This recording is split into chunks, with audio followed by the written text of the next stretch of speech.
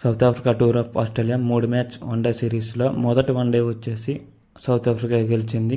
అలానే ఈరోజు వచ్చేసి సెకండ్ వన్డే స్టార్ట్ అయింది. సెకండ్ వన్డేలో వచ్చేసి సౌత్ ఆఫ్రికా బ్యాటింగ్ ఎంచుకుంది. టాస్ గెలిచి మొదట బ్యాటింగ్ చేసిన సౌత్ ఆఫ్రికా వచ్చేసి 277 పరుగులు చేశారు 10 వికెట్ల నష్టానికి.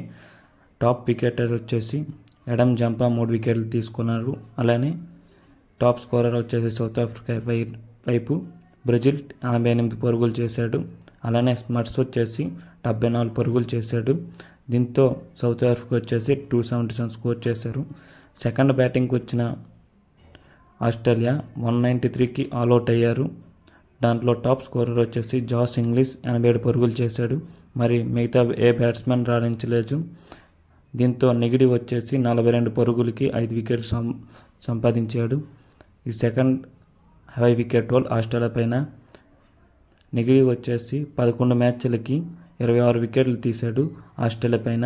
అలానే ఆస్ట్రేలియా వచ్చేసి లాస్ట్ 4 వన్డేల్లోన హోమ్లోన 200 కంటే తక్కువ పరుగులు చేసి ఆల్అవుట్ అయ్యారు. దీంతో సౌత్ ఆఫ్రికా వచ్చేసి 8 సార్లు గెలిచారు 10 లేటర్ సిరీస్లోన ఆస్ట్రేలియా పైన. ఇదొక హిస్టరీ ఒకటి.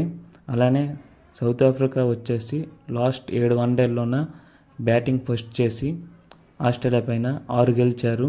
ఆ మ్యాచ్ వచ్చేసి ఈడెన్ గార్డెన్స్లో ఒక మ్యాచ్ ఓడిపోయారు వరల్డ్ కప్ 2023లో. దీంతో వచ్చేసి ఆస్ట్రేలియా వచ్చేసి ఈ సిరీస్ని నిలదొక్కుకోలేకపోయారు.